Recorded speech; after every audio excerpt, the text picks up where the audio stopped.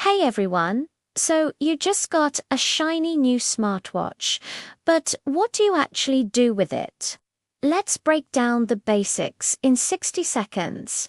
First, pair it with your smartphone using the brand's dedicated app. This is super important because it syncs everything.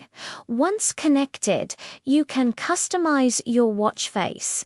Do you want to see the weather, your heart rate, or just a cool design?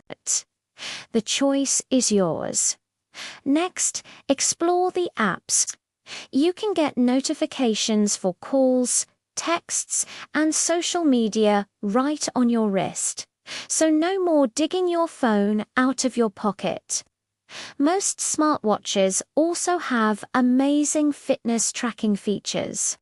You can monitor your steps, heart rate, and even your sleep patterns. It's like having a personal health assistant. And don't forget other cool features like mobile payments and music control. So go ahead, start exploring and make that watch truly yours. Thanks for watching, and don't forget to subscribe for more tech tips.